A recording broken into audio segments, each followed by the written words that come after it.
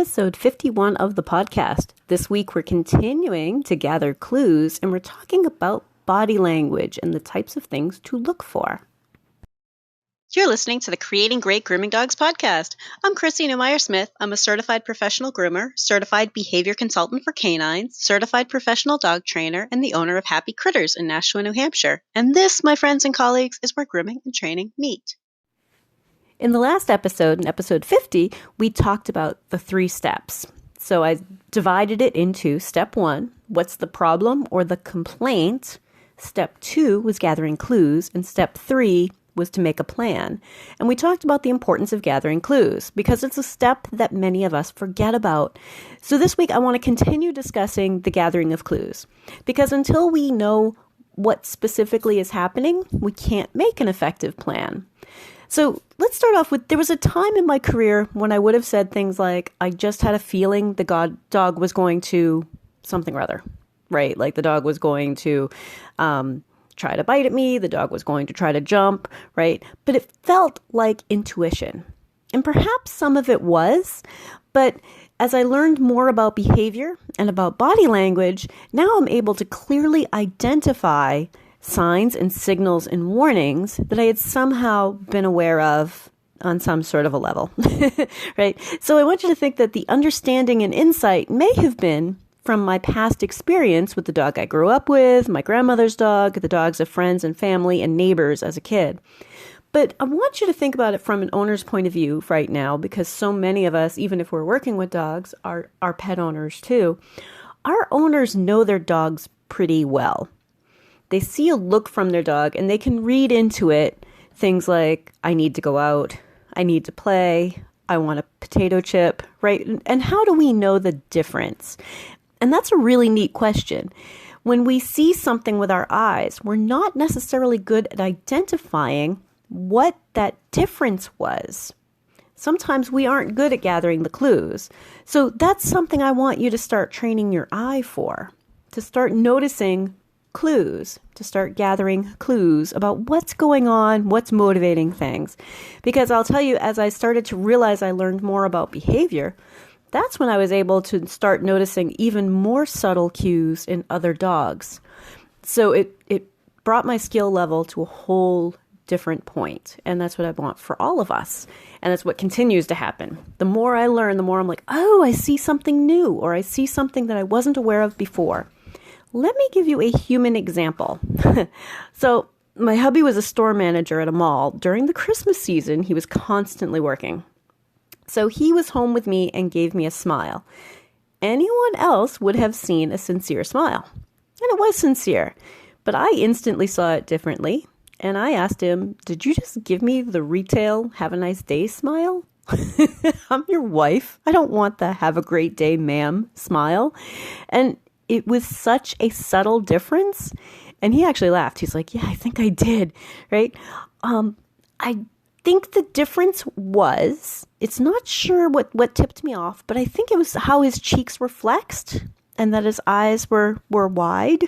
Usually when he smiles at me, it's with a bit of mischief, right? He's my best friend and partner in crime. And usually there's some sort of mischief or laughter in our eyes when we're looking at each other, right?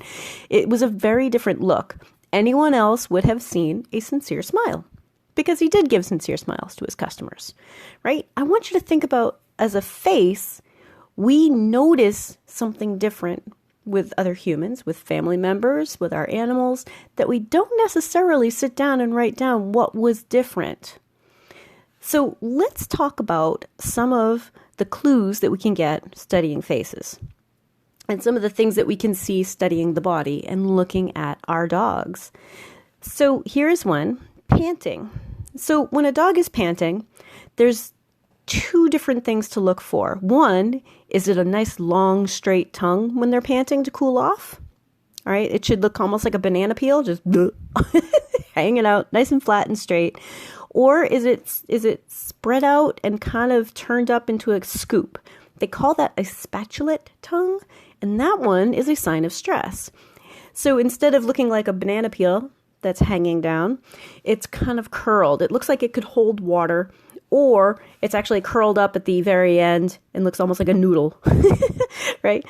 The cheeks are often more flared out, and it can cause them to overheat because they start stressing out and they're just panting and panting. Sort of like if we breathe really fast, we start kind of like stressing out.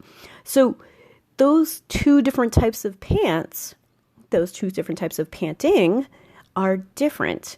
And it's something interesting to look for because it was one of the clues that I learned about that I said, a spatulate tongue. Interesting. I had never ever heard of that. And then I started to notice it.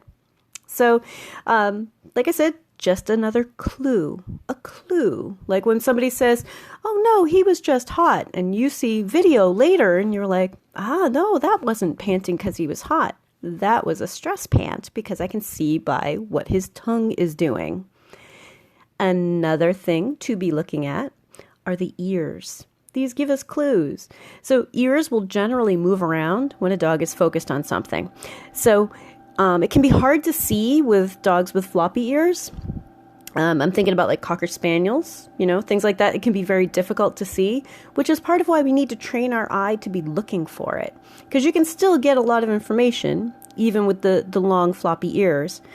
Now, other breeds are super easy to tell, like my Border Collies. Their ears almost are as expressive as the English language. Like it's so easy to see what they're thinking and what they're looking at. But ears may be moving to pick up a sound. If the ears are pointed at it, that's what their attention is focused on. It could be another dog walking into the room. It could be a tool turning on or a person moving. It could be something that the dog sees and is going to respond to next. It might be that very first step, right? And it's what that dog thinks is important at that moment. It could be a cheese wrapper across the room while you're trimming around an eye, right? So I want you to be thinking about that first move with an ear. Pull up your scissors. Expect the rest of the head to turn next. It's a good clue because sometimes we miss that clue. We're not thinking that his ear just went flicked and is facing another direction. All right. Here's another place to be looking for clues. The eyes. So a hard stare. And what exactly does that mean? What do we mean when we say a hard stare? And what we're usually seeing is a tense face. We're seeing some exposed whites of the eyes. We might be seeing some wrinkling on the forehead or in the eyebrow area. We might just see that tension in the skin. In many cases, the head is slightly tilted to the side or slightly lowered. It doesn't always come with showing of teeth or a curling lip. The hard stare can be just eye contact or lack of eye contact, looking at something else, right? To give you an example, one of my own guys, my guy Brock, will give the hard stare to my other guy, Poe, when Brock and I are wrestling and he's not comfortable with Poe getting into the roughhousing with us, right? And it kind of reminds me of the mom eye. It's directed at a family member who is overstepping. It's not threatening as much as it's a, dude, don't come over here with us right now. I'm playing with mom, right? And we've had friends and family playing with our dogs who didn't notice it. It was subtle enough they had no idea, but it is extremely obvious to myself, to my husband, and to both of my dogs. Both of my dogs know exactly what it means. So that hard eye can be a knock it off, which is sort of the precursor to a threat, or it could be the threat itself. It could be just before they move into action, right? So it's something to look for. And sometimes it's the one that people miss. They're like, oh, he was being so still. He was being so calm. But as we've talked about before, calm, comfortable, and cooperative, still does not necessarily mean loose and still. Still could be stiff and still, right? We want a dog to be holding still, but we want them to be loose. And we should have a loose eye contact when we're doing that. We should have a calm face. So when you're thinking about things like a hard stare, that's when we have like some wrinkling in the face. And we may have all sorts of things going on with their mouth. But even without the mouth involved, that's when you might see more white in their eye or an eye that's turned really, really wide. So these are clues. These are things that we can be looking for or noticing and making note of. So next time you're working with a dog who is stressed out, to kind of look closer and say, well, what kind of things am I seeing while this dog is stressed? Am I seeing what the ears are doing? Am I seeing what the eyes are doing? Am I seeing, like, are the ears pinned back? Are they tight against the head? Is that eye really stressed? Is the brow furrowed? What do I see?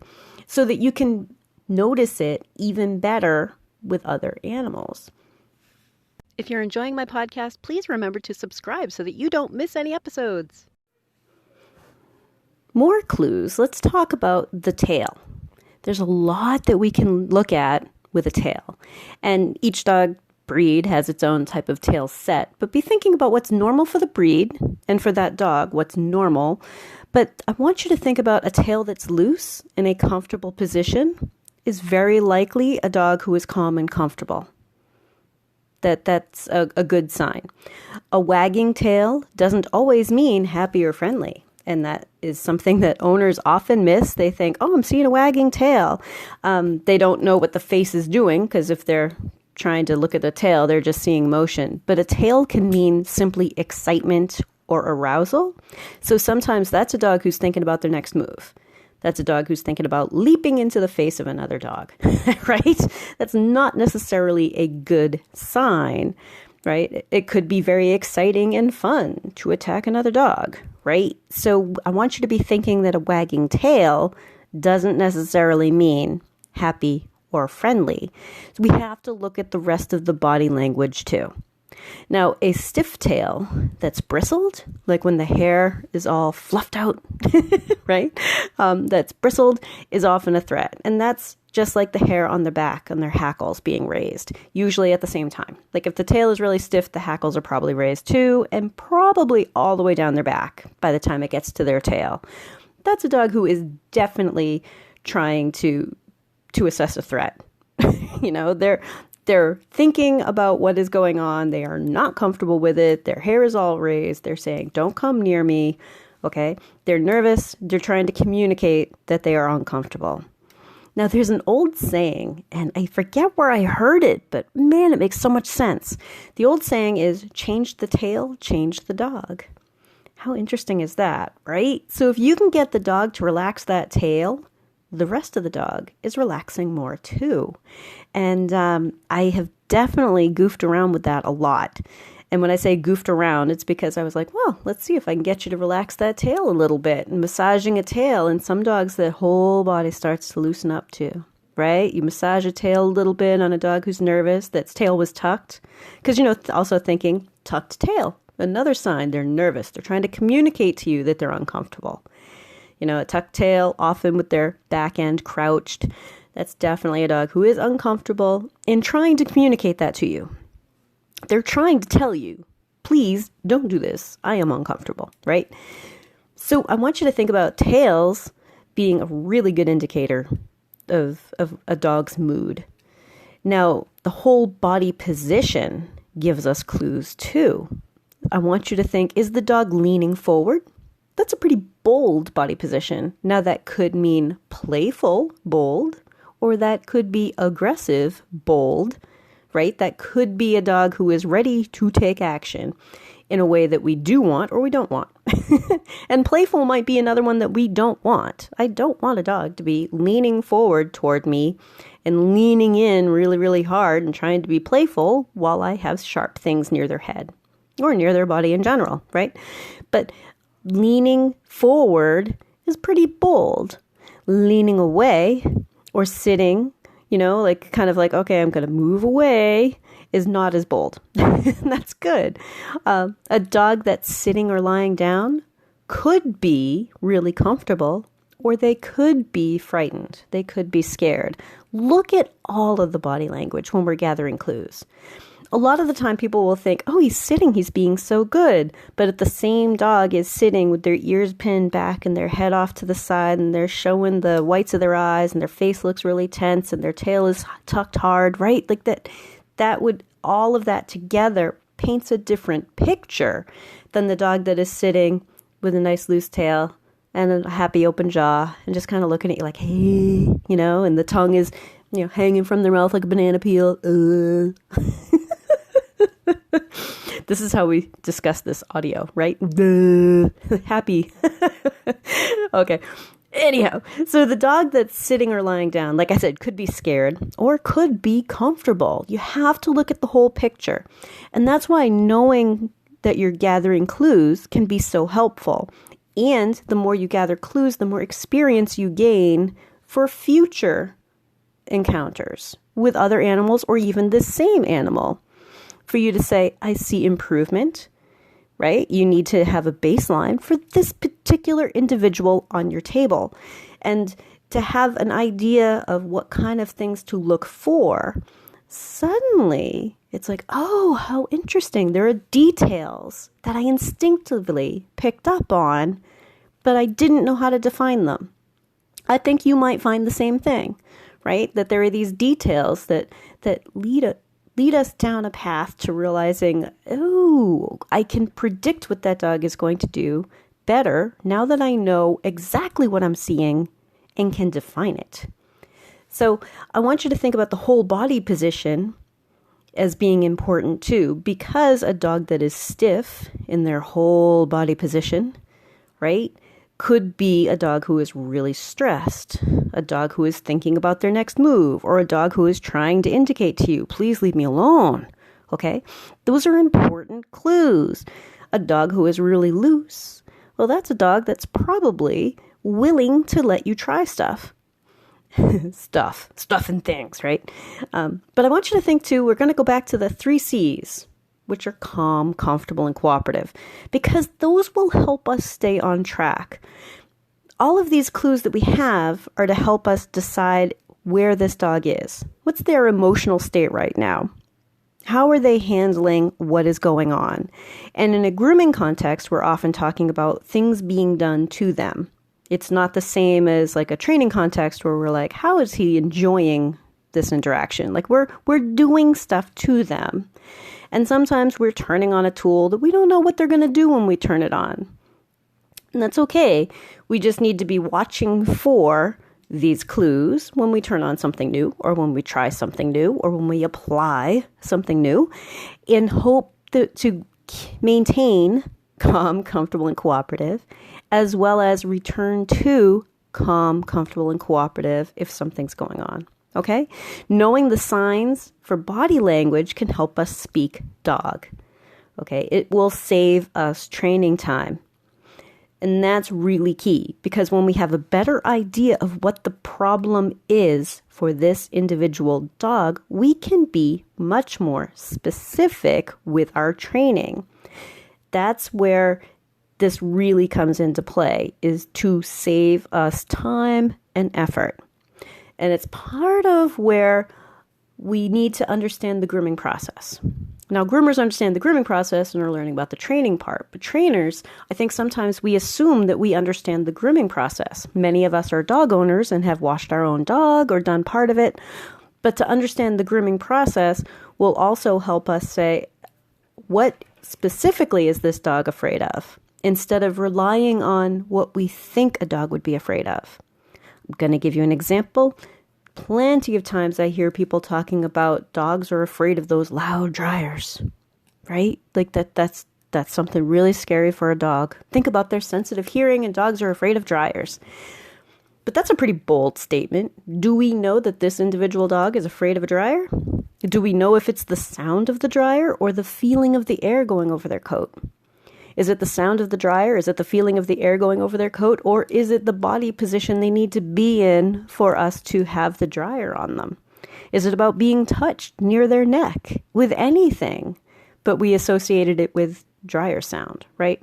If we're on to the wrong clues, what if we thought this dog is just afraid of the sound, and we spent a ton of time working on the sound, but didn't work on the fact that what this dog really doesn't like is something touching near its ear?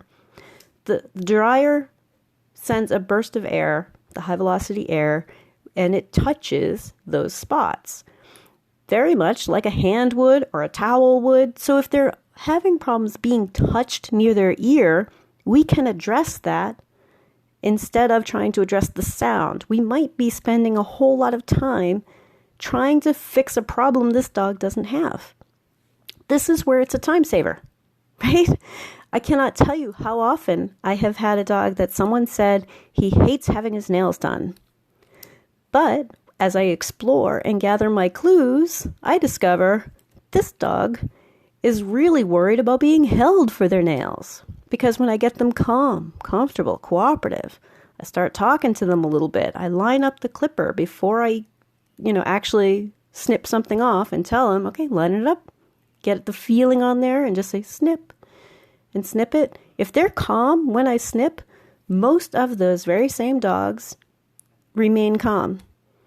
And you know what that tells me? It tells me it wasn't the nail trimming. It was the positioning. It was getting there. So even something as simple as nail trimming, we could have these false assumptions about because our goal was nail trimming. So we're like, oh, he's bad for nail trimming without thinking about which part of nail trimming. I would say 9 out of 10 nail trim problems I see are dogs who don't like being positioned for it. They don't like being held that way, or they're afraid of being held that way, or they're used to being rushed through and they weren't ready. Very, very few, I'd say 1 in 10, are actually afraid of when the nail got snipped off. Think about that for a minute. That's pretty cool, huh? Right? Like, oh, if we know the right problem, if we can address the correct problem, which is let me touch you in these ways, and that's something we can send home with owners. Let me show you how I need to touch them. Let me show you this video on a different dog so you get an idea. Right? We have the technology to do video, and we can do video and say, let me just, or pull up. Many of us have our own dog in a grooming shop. Like plenty of times I've pulled up one of my own dogs. Like, let me show you how I do it on my own dog so that you can get a feel for the way your dog is going to be held and maneuvered for a nail trim. Or ideally, let's find a way that your dog likes. So some dogs will like that lying down, and that could be joint problems.